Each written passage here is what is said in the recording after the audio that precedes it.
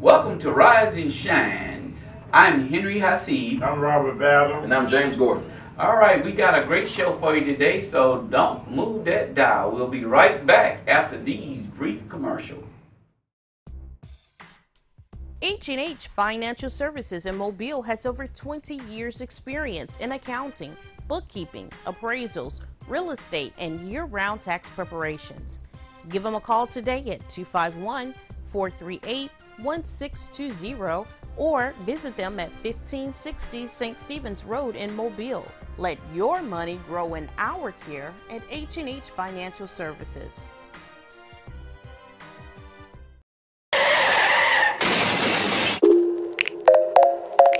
Accident, hurt, you don't know what to do or who to call? Car insurance or not? We got you. No money, no problem. We got you. We get paid by the car insurance. Don't delay. They got you. Call me, Dr. James Gordon, DC, at 476-PAIN. We got you. That's 476-PAIN. The choice is yours.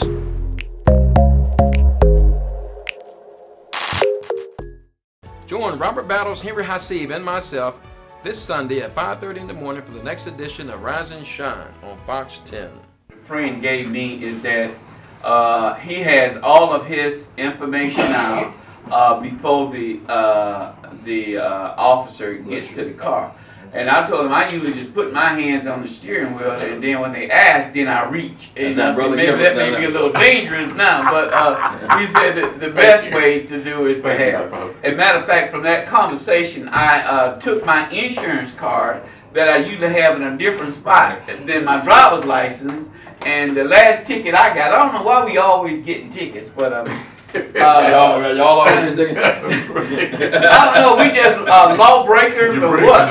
Why we get tickets. But anyway, when the officer came to my car, he asked me for my license and driver's license. I read they had my license, but I couldn't find my insurance card at the time, and he didn't have time to wait. So it appeared that he did have an attitude, and see, attitude will produce an attitude. But the problem is, like you say, he's the one with he got his hands on the gun, so he's in charge, and you have to treat him like that. That yes, you in charge. You may not be giving me the respect that I deserve, and that's part of the problem. Yes, officers in the past used to give a person respect when they do, but nowadays when that you approach, I know when they approach me, and I think I am due respect. I don't think I broke any laws that will warrant that. Although when he put his lights on me, it was at night. I say I want to get to in my mind, a well-lit area. A well-lit area, preferably with people. But it was about 2 o'clock in the morning. So by the time I pulled over in the well-lit area, I was out with a friend during our month of fasting. There I was out, and we got to talking, and I got there. And the thing about it was, the officer gave me the ticket, and I was wrong there, even though I made a left turn in a lane that was due to go straight, even though there was no traffic or anything. So I didn't argue that point with him. But I did think, why are you trying to stop me here? So I did go to a well-lit area, and by the time I got there, he had called 3 other cars. So I had 4 cars of policemen there with me, and I figured maybe one of them would tell the story if I'm not around. But that entered my mind. And the reason I didn't stop right then was because I had a little fear that why you want to get me out here that nobody gonna see what goes on and you can tell the story. So that is a real situation that even people like myself fear because of that. And I think you had an incident, Doc, yourself. But, Why are you telling on me? In that you want to get to a well-lit area because of the environment. Now, we got to do something to create a different environment that we have. And this environment that we got right now is very explosive. It wouldn't take much right now to blow this powder keg that we're sitting on. And that's why I tell people we have to have calm mind in order to do. Think if a doctor was going to operate on you and he had a lot of problems on his mind, there, and he getting ready to do a heart transplant. You probably will be a casualty in there. So we got to have cool mind. We got to look at these problems objectively, and then we got to look at cause and effect. What is causing these things, not just in one area, but all around this country? Is this just falling out of the sky that in 2016 we should have all of these things happening? Even in Mobile, Robert, you know, we've had over 20, probably 25 now, homicide right here in Mobile. What is causing all of this? And that's what we got to look at if we're going to find a solution. Well, I'm going to say, Brother Hasib, that I think we touched on what people could do to de-escalate the situation. But I want to say that I spoke to a brother this morning who happens to be of a European descent, Mr. Hatcher. He was telling me about a situation where he got pulled over and his wallet was down below. You know, he's one of those pair of pants where the wallet seemed to be really low, so he had to stand up to get to the wallet. Mm-hmm.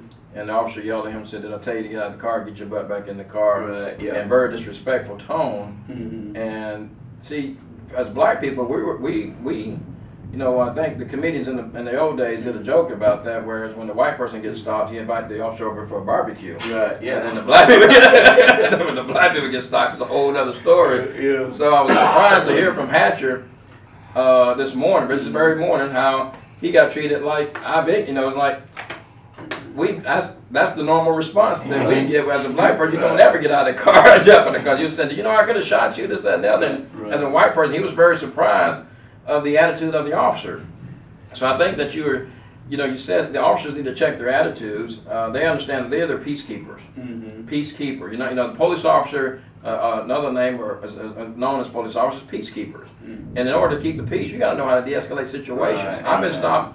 When I stopped in that Pine Cone or Pine Hill or one of those country towns in Alabama, I was coming from Selma, the back roads going to Mobile, and the guy put his lights on. I'm trying to ease, so I found a Family Dollar or something well lit, and he had raised Cain about me not pulling over immediately, this, that, and the other. And I explained to him I was trying to get a well lit area, and I also explained to him that I wouldn't have sped up had he not been egging me on. He would pull beside me, and I couldn't see that he was a police officer. So it's Halloween night. I'm trying to speak. I'm saying, well, this guy's, you know, here I got somebody trying to have fun. Yeah. So I'm trying to ease on the way. About the third time I eased away, I'm about 10 miles over the limit, and the lights come on. Yeah. So I explained it to the judge, and the judge knew what type of character this police officer was, and the judge politely threw the case out. Mm-hmm. So here I was in the courtroom. That was a cafeteria looked like a cafeteria of a school, and it was a folding table. Mm-hmm. The judge had blue jeans and a button-down shirt, no robe. They didn't have a budget for robes. But the judge listened to my explanation, and he threw the case out, which is seldom what you hear, because they didn't know me from the man on the moon up in that Pine Cone or one of those pine places in Alabama. Right. But I explained to him what happened. Obviously, this officer had a reputation of being foolish. You know, so I think that if the officers check their attitudes, mm-hmm. and if the officer trying to look at the person they're pulling over, be they black, white, pink, or red, as if that's them, or as if trying to look at the situation through that victim's eyes, or that person you're trying to arrest eyes, and try to have a little more compassion, because the lack of compassion, you say what changed in the last 10, 20 years, it seems like you got less compassionate police officers, less compassionate teachers. It seems like a lot of professionals are supposed to be in a serving capacity, a capacity where they serve or got the position to serve. They never took the position to make money, because there's never a lot of money in policing or teaching or some of these professions where you were serving. Even political is not supposed to be any money in it, but these guys find a way to lie and steal and cheat and get the money. But that's a whole other show. Well, let's take a break right here, Doc, and then we're going to come back so we can continue this most important conversation. Parkinson's disease is a neurological movement disorder affecting an estimated 1 million Americans, including many under age 40.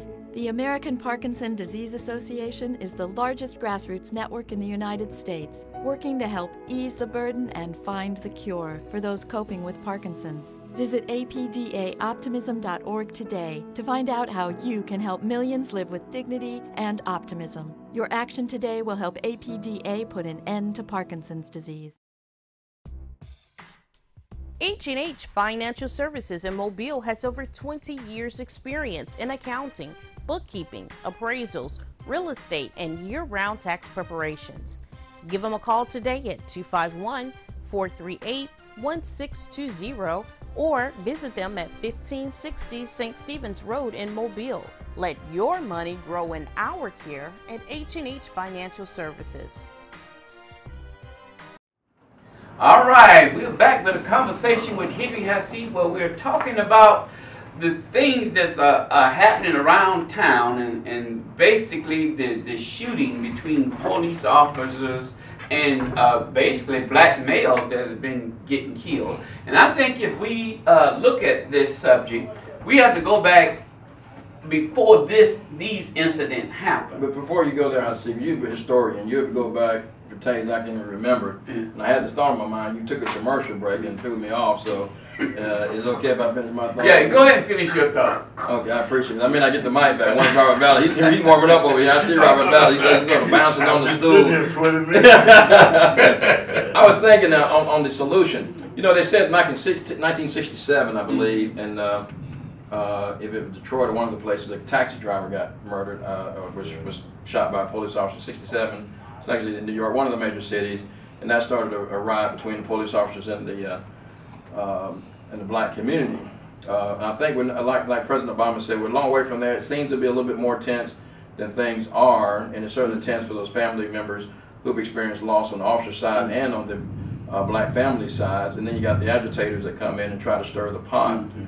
We definitely don't want to ever stir the pot. We want to try to get understanding and try to offer solutions. And in that line of thinking, one solution would be, because when you got a situation where there's an officer involved shooting and a person dies, the prosecutor that has to prosecute the case has to deal with other officers and has to deal with cases with that officer. So they can't possibly be unbiased. I think that the federal government, you know, I would publicly here ask our president to do an executive order. I mean, he's great at doing executive orders. So do an executive order where you say, okay, I'm going to put a federal prosecutor on the cases where there's a shooting, an officer-involved shooting, and a person dies.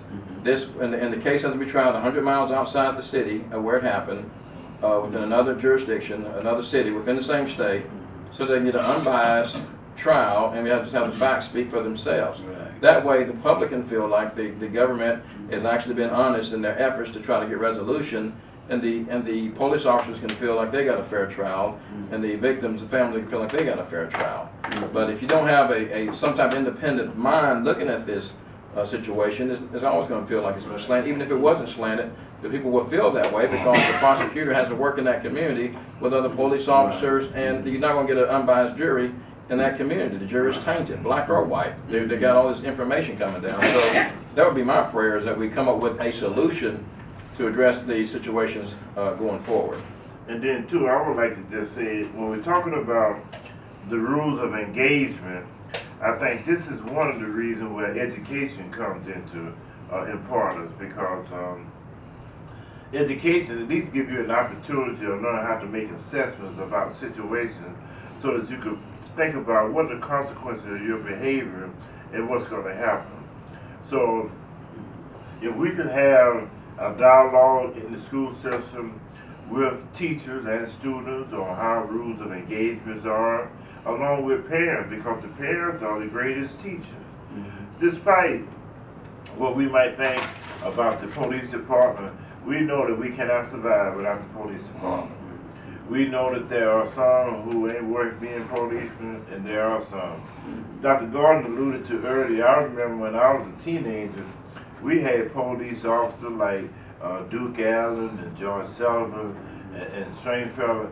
Man, if they stopped you, you were violating. They knew the community. They had a list of the people. They knew who was doing what. But right now, I think one of the greatest problems that's happening with the rules of engagement as far as the officers concerned and the constituents too is fear. The human organism was never developed to endure excessive stress and anxiety. So when I fear that Dr. Gordon is going to cause me bodily harm, although he might not have not intended to, the expression that he just gave me, I think he intended to do it every time he addressed you, Robert. I think it's bodily harm. But that proves my point. That proves my point specifically, Dr. Hussey. What I'm trying to say, I'm just happen to be trained in psychology so that I can't read the mind, but I can look at the behavior and make them infer. And what I'm trying to say is that we got a lot of problems that precipitate the types of behaviors that put us at risk for officer involved shootings. Some things that we could do. Now I told you I was stopped last week by an African American state trooper. I really got pissed off with him. But not because he wasn't doing his job. I'm up there thinking, I ain't got no seat, I don't have a seat belt on, and I ride, but I bet you one thing, you won't catch me no more. So laws are made to help facilitate you to be in compliance. So, but then, like the thing that happened yesterday at the rally, when I saw this African American just trying to provoke the policeman. Oh, y'all ain't gonna do this. I say, man, I'll tell you one thing. You better try to go the way you going. But Mr. Powell said, no, come on, let's walk now. Because, so there are some things that you could de-escalate too, but then there's some things you ain't got no business into. Right. You know, you have to make the call.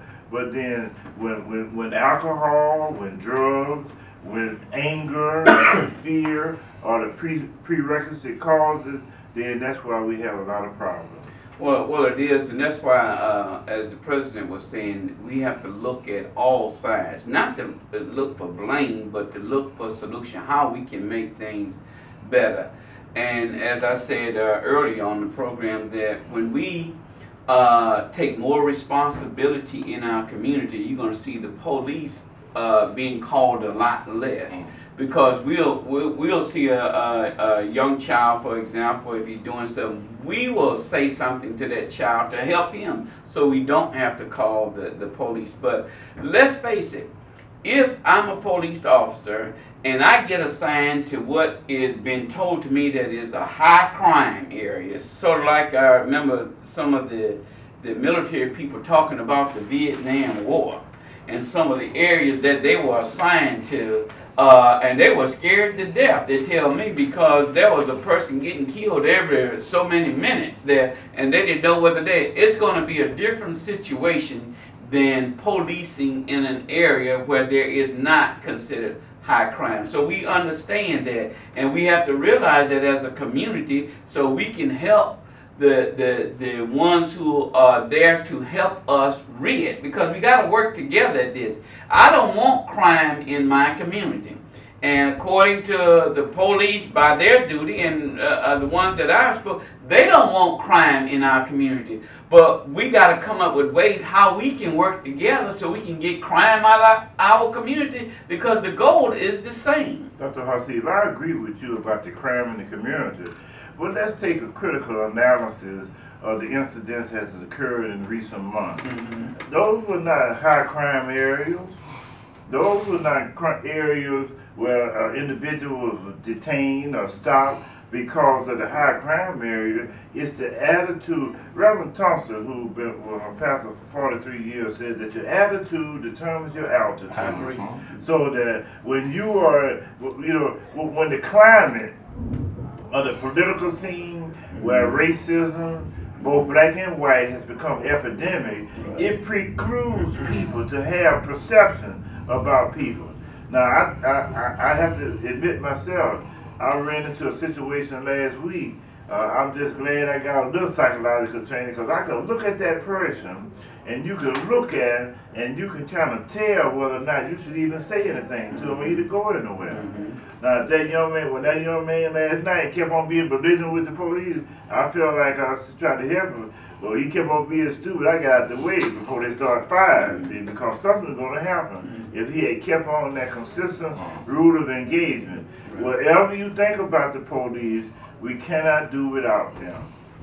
And we have to remember that we are paying the salary through our taxes of these people to do their jobs. So we should expect them to do their job.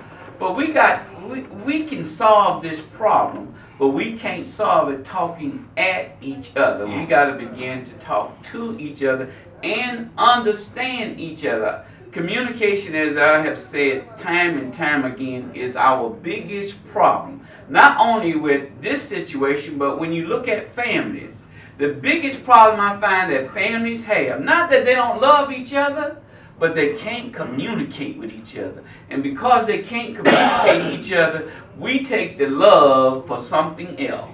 And every time something bad would happen to one of the people that's in the family, you see the other ones that's showing that emotion of love, that how much they love that person. But while they was around, they couldn't show that. So communication, we got to find better ways of how to communicate with each other. Husband and wife, families and children, children and children, because you see we got all of these conflicts, and that is the definition as to why we have a police department to come in to be a peacekeeper among the society. Let's go. I'm gonna just make one statement. Yes, sir. When I mentioned earlier about when I was a teenager that there were certain African American policemen in the community who knew the community and had a perception, but today that is totally different. I catch more hell from black police than I do from white. So it ain't about the race all the time. It's about the attitude and the perception and the culture. They try to identify the culture as an individual who is in non-compliance with he's engaged by a police officer. Well, it has to be equitable. The officer should have an opportunity to determine and de-escalate. So when they were talking about the police review committee, there has to be a lot of training in cultural relativity. That's not too much a part. In Happy Hill, when Casper had the group over in Happy Hill with the police precinct, what he would do is he would have the local police commanders who would come out, and on weekend they would play baseball with the residents. Well, when they played baseball with the residents, they got to know each other. They know who gonna sell the crack. They know who gonna do the violating. They know who gonna do the burglarizing. But the attitudes of the officers themselves made a difference. So if we could focus now on trying to adjust the attitude, that I should have to, if I have to make a determination as a citizen for compliance, then the officer ought to have the same caliber of compliance. Watch what Let's, Doc, before you make your comment, let's take another break right here, and then we're going to come back with these concluding thoughts on this most important conversation. You're not going to lose my thought by the time. Yeah, that's the reason we're taking a break. We're going to be right back after these brief commercials.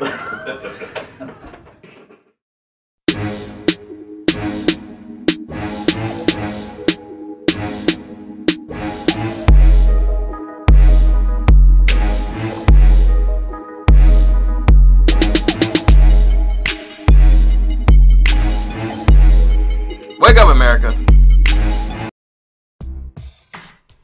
H&H Financial Services in Mobile has over 20 years experience in accounting, bookkeeping, appraisals, real estate, and year-round tax preparations. Give them a call today at 251-438-1620 or visit them at 1560 St. Stephen's Road in Mobile.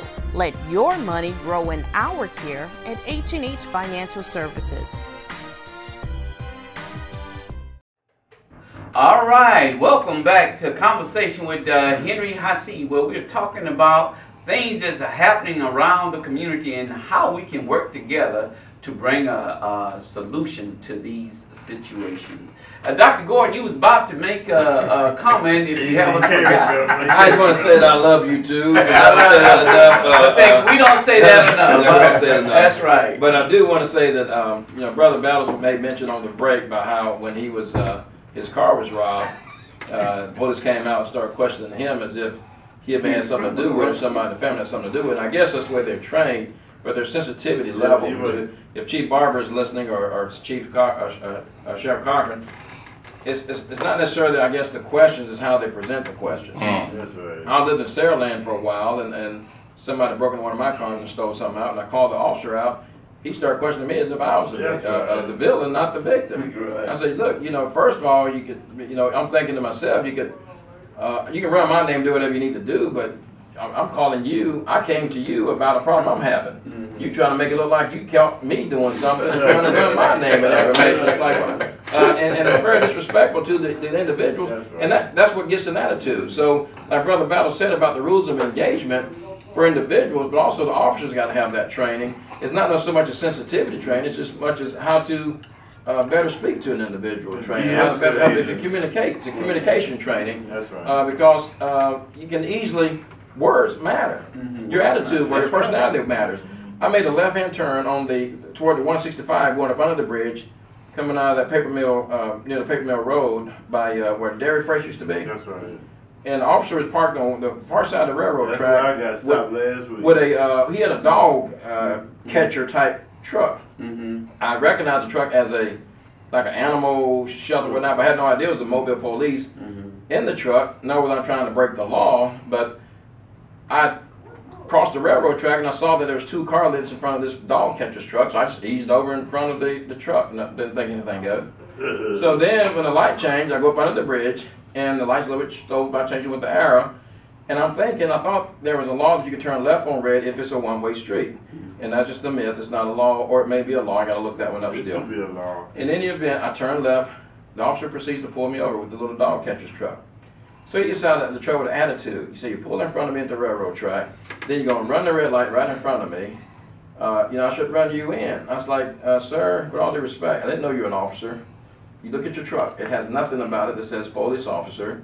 And even if you were a police officer, if you're parked 2 car lengths behind me, I'm thinking you just don't want to, maybe your dog truck is too long, you don't get stuck on the track. I'm driving a little bitty Scion or Honda Element type vehicle. I can fit in a mousetrap. So I'm just tooling around, and I don't turn left on red to disrespect you. I turn on left on red because I'm trying to get somewhere. See, I didn't know that was you looking at it as a personal attack to you, when sometimes it's not a personal attack. Sometimes people just don't. They may be just going about their life, and how vain are you to make everything about you? And there was a song about that a while back. You can't be so vain to make every violation or somebody putting a violation to think it's taking it personal. You're a peacekeeper. Right. Keep the peace. If you need to pull me over, give me a ticket. Okay, we've had a great show today. Join us this time next week for another great show of Rise and Shine. We'll see you then.